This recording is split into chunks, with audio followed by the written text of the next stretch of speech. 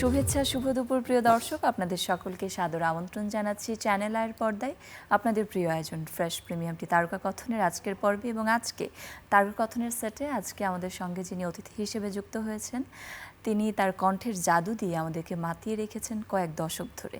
এবং 90 দশকের সিনেমার গান মানেই আসলে তার কণ্ঠের আধিপত্য ছিল। এবং আমরা যদি তার শুরুটা চিন্তা করি, কিশোরগঞ্জে জন্ম নেওয়া, তারপরে রাজশাহীতে বড় হওয়া এবং সেখানে বাবার গানের রেওয়াজ এবং বাবার গানের প্রতি ভক্তি দেখে তার শুরু হয় গানের প্রতি টান। এবং ক্লাস 8-এ থাকা অবস্থায় তিনি সিনেমার গানে কণ্ঠ দিয়েছেন এবং তারপরেই শুরু হলো তার সঙ্গীতের পথযাত্রা এবং একে একে তিনি 1300-রও বেশি গানে প্লেব্যাকে কণ্ঠ দিয়েছেন এবং আমাদেরকে মুগ্ধ করেছেন। দর্শক, আজকে আমাদের সঙ্গে অতিথি হিসেবে যুক্ত হয়েছেন আমাদের সকলের ভীষণ প্রিয় শিল্পী রিজিয়া পারভিন। স্বাগত আপনাকে। ধন্যবাদ। কেমন আছেন আপনি? আলহামদুলিল্লাহ ভালো আছি। আর অনেক দিন পর চ্যানেলে এসে অনেক ভালো লাগছে। সাথে তোমাকে পেয়ে অনেক ভালো লাগছে।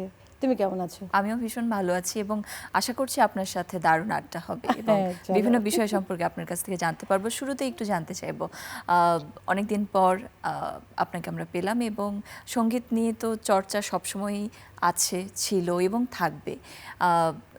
দেশের বাইরে যখন ছিলেন সেখানেও আমরা দেখেছি, সেখানে আপনি মঞ্চে সঙ্গীত পরিবেশনা করেছেন এবং এখন যখন ফিরে এসেছেন তখন তো আবার নতুন করে শুরু করছেন সবকিছু বাংলাদেশে। সেক্ষেত্রে নতুন গানগুলি নিয়ে শুরুতেই শুনি। অ্যাকচুয়ালি মানে আমি গান ছাড়া অন্য কিছু চিন্তা করতে পারি না এখনো। মানে আল্লাহ তাআলা আমাকে যতদিন মানে গাইবার সুযোগ দিবে আমি তো গানই গাইবো। আর আমার গলা যদি আমাকে বিট্রে না করে আমি গান ইনশাল্লাহ গেয়ে যাব। কি জানি বলছিলে তুমি? নতুন বছরের যে গানগুলি। নতুন বছর এবছর শুরু মাত্র। গত বছরেও আমি গান করলাম, 2024-এ আমি কিছু গান করেছি, গান ইউটিউবে দিয়েছি কিছু গান। আর এই বছর আমি পয়লা বৈশাখে একটা গান দিব আর কি, নতুন গান। আচ্ছা, আমরাও খুব অধীর আগ্রহ নিয়ে বসে আছি আপনার গানগুলি শুনবার জন্য। এবং আপনার গানগুলি আসলে এত সুপার ডুপার হিট ছিল। আমরা যদি আকাশেতে লক্ষ্য তারা, চাঁদ কিন্তু একটারে, সেই গান তো এখনও নতুন করে নতুন যারা সঙ্গীত শিল্পীরা রয়েছেন তারাও গাইছেন। এবং আপনি যখন নতুন গান নিয়ে আসছেন তখন আসলে অপেক্ষাটা থেকেই যায়। এবং ঠিক গতবার যখন আপনি তারকা কথনের সেটে এসেছিলেন আপনি বলেছিলেন যে ঈদ, পহেলা বৈশাখ এবং আমাদের যেই ফেস্টিভ্যাল যেই উৎসবগুলি রয়েছে সেই জায়গাগুলি থেকে আপনি একটা অন্যরকম গান আমাদেরকে উপহার দেবেন। এবং আমরা আপনার কিছু গান ইউটিউবে পেয়েওছি, আমরা সেই গানগুলিও দর্শকদেরকে নিয়ে দেখতে চাইবো। আমরা আপনি তো বেশ কয়েকটি গান করেছেন এর মধ্যে আমরা দেখেছি। হ্যাঁ, আমি 24-এ বেশ কয়েকটা, 23rd 24th বেশ কয়েকটা গানই আমি ইউটিউবে ছেড়েছি। এখন তো জানো, এখন তো আর আগের মতো অ্যালবাম হয় না, ওই মজার দিনগুলি শেষ হয়ে গেছে আসলে। তো একটা দুটো করে গান করে এখন ইউটিউবে দিতে হয়, তাও ভিডিও করতে হয়, ইউটিউবে দিতে হয়। গানের সঙ্গে আপনার পথযাত্রা, গানের প্রতি টান, এই টানটা আসলে শুরু হয়েছিল কোথায়, কিভাবে? এরা আমি যখন অনেক ছোট, আমার বাসায় মানে আমার যখন জ্ঞান বুদ্ধি হয়েছে তখন দেখতাম যে আমার বাবা এমনি শখে গান করতেন ঘরে, বাবার বন্ধুদের নিয়ে। আমাদের একটা চাচা ছিল, বাবার বন্ধু, উনি তবলা বাজাতেন, বাবা গান গাইতেন। ছোটোবেলা থেকেই দেখছি আর কি, প্রফেশনাল কিছু না। এবং উনি মানে কোনো সারগাম বা উনি ওগুলি কিছু জানতেন না, শখে বাবা গান করতেন ঘরে। বাবার ইচ্ছাতেই আর কি, আমার কোনো ইচ্ছা ছিল না গান শিখবো বা গান করব। ছোটোবেলায় তো হারমোনিয়াম সব করতাম। তা বাবা সারেগামা পাধা নিচে সানিধাপা মাগারিসা অতটুকুই জানতো আর কি। এরপরে বাবা আমাকে ওস্তাদ ধরে, ওস্তাদ উনি অ্যাকচুয়ালি মানে ছড়া গান টান আধুনিক গান শেখাতেন, নূর হামিম রিজভী এবং ওস্তাদ রবিউল হোসেন, ওনার কাছে আমাকে আমার 8-9 বছর তখন থেকে ইমন রাগ দিয়ে শুরু করলাম। তো আমি ক্লাসিক্যাল শিখেছি অনেক বছর, প্রথমে 13-14 বছর। এরপরে আমার মেইন ওস্তাদ ছিলেন ওস্তাদ আব্দুল আজিজ বাচ্চু, অ্যান্ড্রুদা, রফিক ভাই, খালেক, নার্গিস আপা, আমরা যারা আছি, মেরিনা আপা, আমরা সবাই ওনার ছাত্রছাত্রী। ওনাদের মধ্যে আমি জুনিয়র আর কি। তো সেটা দেখি শুরু, আর বাবার প্রেরণায় মনে করো যে এত দূর যতটুকুই যাই গাচ্ছি না কেন, যাই হই না কেন, রিজিয়া পারভিন আমার বাবা, মানে বাবার অবদানটা আসলে অনেক বেশি বাবা, ছিল। হ্যাঁ। হ্যাঁ, এবং এছাড়াও এই পথযাত্রায় তো অনেকের সাথেই দেখা হয়েছে, অনেকের সাথে কাজ হয়েছে, এবং এই যে এত বছর ধরে সঙ্গীতের সঙ্গে আপনি পথ চলছেন, সেটার পেছনের আসলে শক্তিটার কথা যদি জানতে চাই, শক্তিটা কি? আমি যখন একটু বুঝতে শিখলাম, বড় হলাম, যখন গান গাই, স্টেজে মঞ্চে গান গাই, সবাই হাততালি দেয়, খুব ভালো বলে, তখন থেকে আমার একটু ইচ্ছা ভালোবাসা জেগেছে, তৈরি। ভালো লেগেছে আর কি। আর আমি যখন প্রফেশনালি গান গাওয়া শুরু করলাম, আমি যেমন 80-তে আমি শিশু শিল্পী হিসেবে জাতীয় পুরস্কার পেলাম 3টাতে, ক্লাসিক্যাল, নজরুল এবং দেশের গান, এগুলোতে। এরপরে মানে আমার ইচ্ছাটা আরেকটু বেড়ে গেল, কিন্তু আমাকে গান শিখতে হবে, আমাকে একটা কিছু হতে হবে আর কি। বাবা তো আছেনই পিছনে লেগে। যাই হোক, আমার সব কিছুর মূলে তো আমার প্রিয় দর্শক যারা আছে, তাদের ভালো লাগা, তাদের ভালোবাসা, তাদের দোয়া। আমাকে প্রথম প্লেব্যাক আমি করি ক্লাস মনে হয় 8-এ পড়ি, তখন আমি 82-তে রাজ্জাক ভাই রাজশাহীতে গিয়েছিলেন একবার নাটক করতে।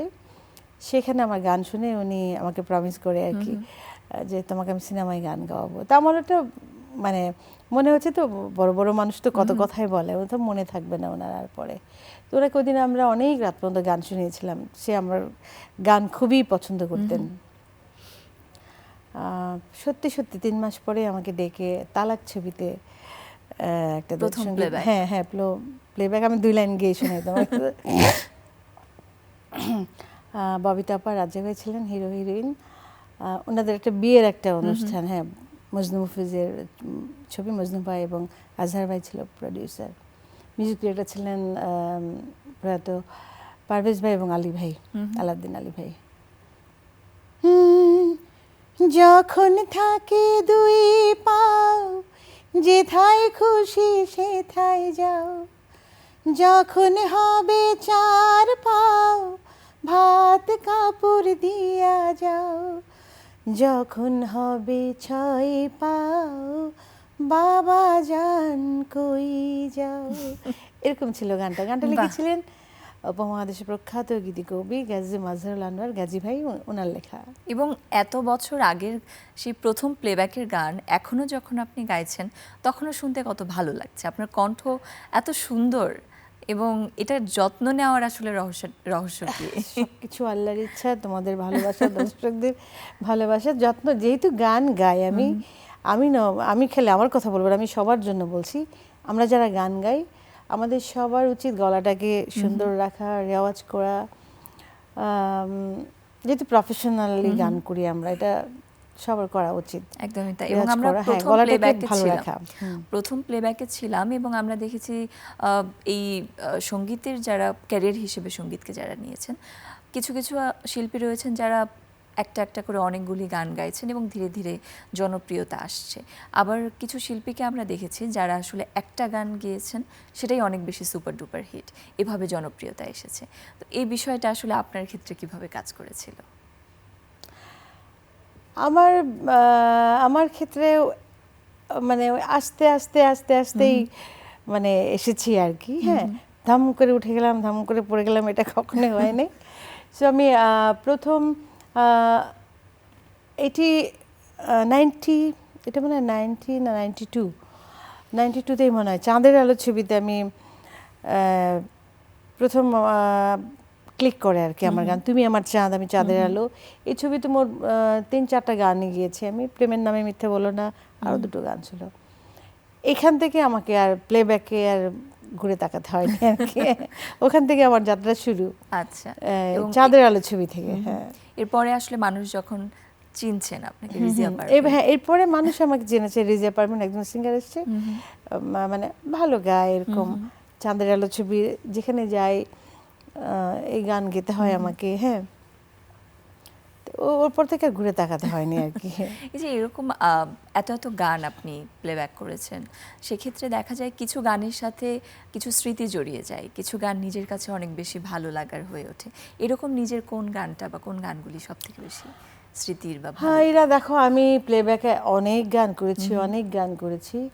মানে আমার নিজের মনে দাগ কাটার মতো আমি গান পাইনি বা আমার সত্যি? ভাগ্যে জুটে নাই। গান গেয়েছি প্রচুর, ধুম ধারাক্কা, এই মেলোডি গান, মানে প্রেমের গান, সব ধরনের গানে আমি অ্যাকচুয়ালি আমি সব ধরনের গানই গেতে পারি। সেটা ক্লাসিক্যাল হোক, ক্যাবারের গান হোক, তোমার মেলোডি গান হোক, আমি সব ধরনের গান গেতে পারি এবং পছন্দ করি। সো গান তো হিট হয়েছে অনেক, কিন্তু আমার মনে, আমি একজন শিল্পী হিসাবে আমার মনে দাগ কাটার মতো সিনেমার গান ওরকম হয় নাই। এমনি আধুনিক গান টান আছে। তুমি আমার চাঁদ এবং একটু আগে আমরা আরো একটি গান শুনলাম, এরকম বেশ কিছু গান নতুন ভাবে আপনি কাজ করছেন এবং আমরা আশা করছি। তুমি আমার চাঁদ নতুন গান না, অনেক পুরোনো গান, এটা সিনেমার গান। আচ্ছা, আমার প্রথম হিট সিনেমার গান, অ্যান্ড্রুদা এবং আমি গিয়েছিলাম। এটা সুরকার ছিলেন আহমেদ ইমতিয়াজ বুলবুল, ওনারই লেখা, এবং শেখ নজরুল ওনারও লেখা আর কি। আমরা দেখে আসি দর্শকদের সাথে নিয়ে গানটি।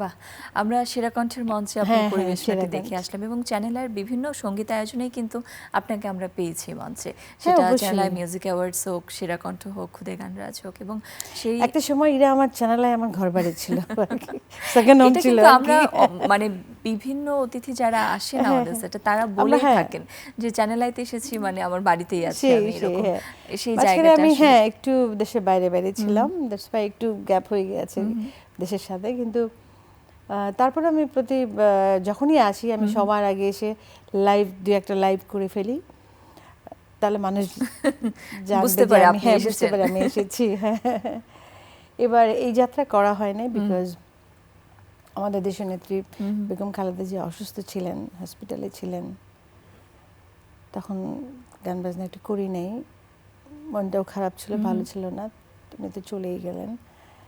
সব কিছু মিলে করা হয়নি আর তার আত্মার আমরা শান্তি কামনা করি এবং শান্তি কামনা করছি। আপনি বলছিলেন আপনি অনেকদিন দেশের বাইরে ছিলেন এবং দেশের বাইরে থাকার পরেও কিন্তু দেশের গান কিংবা গানের সঙ্গে আপনার সম্পৃক্ততা একটুও কমেনি, আপনি সেখানেও অনেক পারফরমেন্স আপনার ছিল। আমি যেখানেই যাই, আমি যে স্টেজে যাই, সেটা টিভি হোক, মঞ্চ হোক, যেখানে যাই দেশ বিদেশে, আমি সবার আগে কিন্তু একটা দেশের গান দিয়ে শুরু করি। একদমই তাই। এবং আসলে দেশের বাইরে যখন এই পরিবেশনাগুলি থাকে আপনার, তখন সেখানে আসলে পারফরমেন্সগুলি করতে কেমন লাগে? খুবই ভালো লাগে। দেশের বাইরের শ্রোতারা আমরা যখন যাই, তারা সব ধরনের গান শোনে, দেশের গান, আমাদের সিনেমার গান, আধুনিক গান, মাটির গান, ফোক গান। আজকাল তো ফোক মানে ট্রেন্ডটা অনেক বেশি। কিছুদিন আগে নিউ ইয়র্কে একটা লালন মেলা হলো আর কি, লালনের উপরে, আমি সেখানেও গান করেছি, মানে লালন গীতি উৎসবেও গান গিয়েছি, আমার খুব ভালো লেগেছে। বাহ। এবং লালন তার গান যখন আসলোই তখন আসলে ফরিদা পারভিনকে স্মরণ করতেই হয়। তিনি গত 13 সেপ্টেম্বর আমাদের ছেড়ে চলে গেছেন, তারও আমরা আত্মার মাগফিরাত কামনা করছি। এবং আমরা যখন গান নিয়ে কথা বলছিলাম, প্লেব্যাকের কথাই যদি বলি, আপনাদের সময় সিনেমার প্লেব্যাক সেই সময় একটা রকম ছিল, এখন সিনেমার প্লেব্যাকে আমরা কিছু পরিবর্তন দেখতে পাচ্ছি, সেক্ষেত্রে অনেক জায়গাগুলি অনেক পরিবর্তন। আমাদের সময় গানের স্টাইলটা ছিল একরকম, এখনকার গানের স্টাইলটা টোটালি ভিন্ন, তাই না? আমার ভালো লাগে, এখনকার গানও ভালো লাগে, সুন্দর সুন্দর গান হয়। দেখো আমি আমাদেরও আগের কথা বলি, যেমন সাবিনা আপা, রুনা আপা, শাহনাজ আপা, ওনারা যখন যে গানগুলি গেয়ে গেছেন, এই গানগুলি কিন্তু আমরা গাচ্ছি, আমরা গেয়েছি। আমাদের পরের জেনারেশন এখন জেনারেশন তারাও কিন্তু গাচ্ছে। বাট এখন গান ভালো হয়, বাট 3 মাস 6 মাস পরে ওই গানটা মানুষ মনে রাখে না। কিন্তু তার মানে এই না যে গান ভালো হচ্ছে না, গানের ট্রেন্ড চেঞ্জ হয়ে গেছে, সব কিছু মিলিয়ে আর কি। মানে ওয়ার্ল্ড ওয়াইড সবখানে গানের এবং তখনই যে ক্যাসেট একটু বের কেমন জানি হওয়া, এখনকার গান একটু মানে কি বলবো এটাকে, মানে সুরের ইয়েটা কম অনেক, হ্যাঁ, মানে একটু কবিতা স্টাইলের গান একটু বেশি বেশি যেটা এবং, মানে হ্যাঁ, এবং এছাড়া আমরা দেখছি এখন আসলে যেরকম একসাথে 10-12টা গান আগে রিলিজ হতো, এটা তো এখন হচ্ছে দেখা না। যাচ্ছে একটা গান বের হচ্ছে, কিংবা এখন আসলে অনেকটা কাজগুলি ভিউ কেন্দ্রিক হয়ে যাচ্ছে, যে গানে যত বেশি ভিউ সেই গানটা হয়তো তত বেশি ভালো কিংবা তত বেশি পপুলার। এই প্রসঙ্গে আপনি কি বলতে চান? ভিউ, অ্যাকচুয়ালি ভিউ অনেক সময় অনেক গান এত ভিউ, কিন্তু এই ভিউটাও এটা কি জেনুইন ভিউ এটাও জানতে হবে। আজকাল তো টাকা দিয়ে সব কিছু করা যায়, ভিউ বাড়ানো যায়, এটা অনেক, এইটাই অনেক বেশি বেশি হচ্ছে। আর আমাদের সময় আমরা যখন একটা অ্যালবাম করতাম, অ্যালবামে 10টা গান থাকতো, 12টা গান থাকতো, ক্যাসেট কোম্পানিগুলো ছিল, কোম্পানিগুলো তো একদম বসে গেছে। তো ওইটা মানে আসলে মানে খুব মানে কষ্ট দেয় আর কি। ওই ঈদ আসলে আমরা কার কয়টা অ্যালবাম বের হবে, কার কয়টা গান বের হবে, এরকম একটা মজা যে ছিল, একটা উৎসব ছিল, এই জিনিসটা আর নাই। এখন একটা করে গান করো, আবার এটাকে ভিডিও করো, করে তারপরে ইউটিউবে ছাড়ো, নাহলে পেজে ছাড়ো, ভিউ হলে হবে, না হলে না হবে, এরকম আর এখন কি। আবার অনেক বেশি উন্মুক্ত হয়ে গিয়েছে সবকিছু, আপনার ইউটিউবে ছাড়ার ফলে আপনার কিন্তু পুরো পৃথিবীর মানুষ গানগুলো দেখতে পারছে। খুব এটা- অল্প সময়ে গানটা সারা পৃথিবীর মানে সবখানে পৌঁছে যাচ্ছে, একদম। মানে ইউটিউবের কারণে, অনলাইনের কারণে আর কি, না স্যাটেলাইট সব কিছু মিলে আর কি। এটা একটা অবশ্যই ভালো, কিন্তু ওই যে উৎসবটা আর নাই, যে অ্যালবাম বের হবে, কার অ্যালবামটা বেশি চলেছে, কি হয়েছে, এই জিনিসটা আগে একটা মজা ছিল, অন্যরকম মজা ছিল। যেমন আমরা যখন সিনেমার গান করতাম আগে, আমরা যখন সিনেমার গান করতাম, এইটা তো একটা টিম ওয়ার্ক, সবাই মানে গীতিকার, সুরকার, ডিরেক্টর, প্রডিউসার গান নিয়ে বসতেন। আমরা আগে যেতাম, আমি ম্যাক্সিমাম সময় আলম ভাইয়ের বাসায় আগের দিন 2 দিন আগে ডেকে আমাদের গানটা শিখিয়ে দিতেন। তারপরে যখন স্টুডিওতে আসলাম, মিউজিশিয়ানরা বাজাচ্ছে, ট্র্যাকটা কমপ্লিট হলো, সবার সাথে সবার দেখা হচ্ছে, তো মজা ছিল। তারপর পরে হয়তো মানে আপা আজকে একটা রেকর্ডিং আছে, এতটা সময় চলে আসেন, গেলাম, সব কিছু কমপ্লিট, পুরো পরিবেশটাই আসলে হ্যাঁ অন্যরকম ছিল। চেঞ্জ হয়ে গেছে। আর এরপরে মানে এখন তো সিনেমাও কম হয়ে গেছে, সিনেমার গান বলতে গেলে নাই আমাদের, খুবই কম। নতুন যারা আছে মানে আছে, ওরা অনেকে গাচ্ছে, কণা গাচ্ছে, কোনাল গাচ্ছে, আরও যারা আছে ওরাও করছে। ইমরান তো খুব ভালো করছে, তারপরে প্রীতম, হ্যাঁ নতুন নতুন গান আসছে, এবং আপনি তো বললেনই সামনে ঈদে পয়লা বৈশাখে আরো পয়লা কিছু বৈশাখে, হ্যাঁ, নতুন গান আসবে। গান মানে করেছি, ভিডিও করা হয় না, ভিডিওটা করে তারপরে দিতে হবে। এই যে গান করা, এবং যখন আমরা প্রফেশনালি কোনো কাজ করি সেক্ষেত্রে কিন্তু অর্জনের দিকটাও আমাদেরকে অনেক সময় নজরে আনতে হয়। তা তো সেক্ষেত্রে রাখতে আপনার হবে। এই সঙ্গীত যাত্রায় যদি আপনার অর্জনের কথাই চিন্তা করি, কোনটিকে সবচেয়ে বড় অর্জন বলে ভাবছেন বা মনে করেন? মানে তুমি কোন অর্জনের কথা বলছো? এটা হতে পারে আপনার আপনার কাছে কি মনে হয় আপনার সবচেয়ে বড় অর্জন কি আপনার এই? না, আমি একটা গান করলাম, গানটা যদি আমার শ্রোতা যারা আছেন তাদের পছন্দ হয়, ভালো লাগে, বা অনেকে আমাকে ফোন করেন, ভালো মন্দ বলেন, বা আমি যখন লাইভে আসি আমি অনেকবার শুনেছি যে দর্শকরা মানে আমার সাথে একটু রাগ করেই কথা বলেন, আমি কেন বিদেশে থাকি। হ্যাঁ, আমি তাদেরকে মানে আপনি আমাদেরকে মানে আপনি আমার গান তাদের এত ভালো লাগে যে তাদেরকে আমি বিতরিত করছি বা ফাঁকি দিচ্ছি, আপনি কেন, আপনার তো এখন গান গাওয়ার সময় আপা, আপনি যখন গাইতে পারবেন না তখন দেশে যান, বিদেশে যান, কোনো অসুবিধা নেই, আপনি তো এখন গাওয়ার সময়, আপনি কেন গাচ্ছেন না, আমাদেরকে ফাঁকি দিচ্ছেন, এটা ঠিক না আপা, আপনার দেশে থাকা উচিত, রেগুলার গান গাওয়া উচিত, এরকম যখন বলে, এটা আমার কাছে অনেক বড় পাওয়া মনে হয়। সত্যি হ্যাঁ, তাই, মানে দর্শকদের একটা একটা প্রত্যাশা পুরস্কার তৈরি হয়। পাওয়ার থেকেও এই যে দর্শকদের এই কথাগুলো, ভালোবাসা। হ্যাঁ, ভালোবাসাটা আমার অনেক অনেক বেশি আমার ভালো লাগে। দর্শকদের ভালোবাসা এবং দর্শকদের জন্য গান করা, এবং যখন আপনি একজন শিল্পী হিসেবে কাজ করছেন বিনোদন জগতে, তখন কিন্তু বেশ আরও কিছু দায়বদ্ধতাও থেকে যায় মানুষের জন্য, দেশের জন্য, এবং সেই জায়গাটা থেকে অনেক শিল্পী অনেক ধরনের কাজ করে থাকেন, অনেকের অনেক স্বপ্ন থাকে। সেই জায়গাটা থেকে বর্তমান বাংলাদেশের কথা যদি চিন্তা করি, সেক্ষেত্রে আসলে কেমন বাংলাদেশ আপনি দেখতে চান, বা শিল্পীদের জায়গাটা থেকে আপনার কি মনে হয়? অবশ্যই আমি চাইবো, আমি যেহেতু শিল্পী, একটা মানে মানে সুস্থ সুন্দর একটি শান্তির একটি দেশ চাই, বাংলাদেশ, যেখানে আমরা মন খুলে প্রাণ খুলে গান গাইতে পারবো, এবং দেশের জনগণ যারা আছেন, শ্রোতারা যারা আছেন, তারাও যেন ভালো গান শুনেন, শুদ্ধ গান শুনেন, অশুদ্ধ কোনোটাই নাই, বাট ভালো গান শুনে আমি এটা বলবো। এবং সবাই মিলে যদি আমরা দেশের কাজ করি, আমার ইচ্ছা আছে, যেমন অনেকের ইচ্ছা আছে, অনেকে গানের স্কুল করে, এটা করে ওটা করে, এইটা আমার ইচ্ছা নাই, বিকজ আমার ধৈর্য অনেক, মানে গান শেখানোর ব্যাপারে অনেক কম। আমি শিখতে পারি, বাট আমি কাউকে যে ধৈর্য নিয়ে শেখাবো এটা পারি না, বাট আমি চাই আমি দেশের জন্য কাজ করব। সেক্ষেত্রে কি রাজনীতিতে সরাসরি সম্পৃক্ত হবার ইচ্ছে আছে কিনা? আমি অনেক বছর থেকে আছি, আমি বিএনপির সাথে আছি, জড়িত আছি, আমি কাজ করছি, আমি কাজ করে যাব ইনশাল্লাহ, দেখা যাক ইন ফিউচার। আপনার জন্য শুভকামনা। আমরা আপনার কাছ থেকেই শুনছিলাম, আপনি বলছিলেন প্রাণ খুলে যাতে করে গান গাইতে হ্যাঁ, পারেন অবশ্যই এই বাংলাদেশে, আমরাও সেরকমই প্রত্যাশা করি। আবার আগের মতো বহু বছর গান গেতে পারিনি অনেক জায়গায়, এটা যেন আর কখনো না হয় কারো বেলায়, নট অনলি মি, কারো বেলায় যেন না হয় এটা। আমরাও সেরকমই প্রত্যাশা একটা করি। শিল্পীর জীবন থেকে মনে করো যদি 15-16 বছর এমনিই চলে যায়, তাহলে আর থাকেটা কি? তবুও আপনি ফিরে এসেছেন দেশে, এবং আপনাকে আমরা পেয়েছি অনেকদিন পর, এবং আমরা আশা করছি আবার নতুন করে আপনার গানের পালে হাওয়া লাগবে। ইনশাল্লাহ, ইনশাল্লাহ। এবং আমরা আসলে এরকম বাংলাদেশি প্রত্যাশা করি, যেখানে প্রত্যেকটি সাংস্কৃতিক পরিমণ্ডলে যারা যাত্রা শুরু করেছেন, তাদের যাত্রাটি অনেক বেশি ভালো হয়, শুভ হয়, সুন্দর হয়।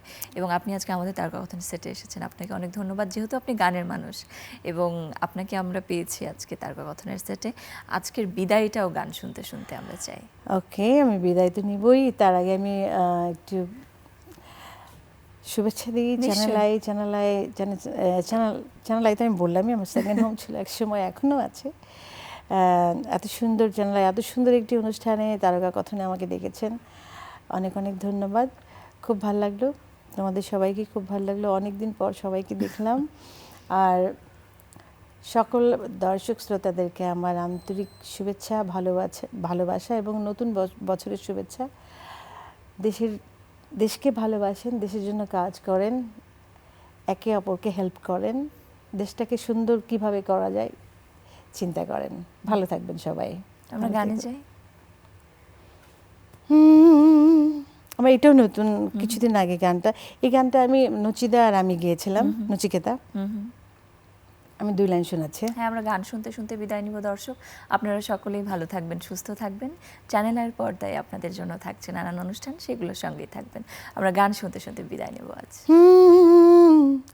আমাকে শুধু বুঝি না আমি, কেন যে এমন হয় আমার সাথে, আমি নিজে করি এভাবে অভিনয়। আমাকে শুধু বুঝি না আমি, কেন যে এমন হয় আমার সাথে, আমি নিজে করি এভাবে অভিনয়। সত্যি করে সত্যি কথা সত্যি বলা যায়নি, ব্যথার পাথর জমে বুকে কান্না হতে চাই।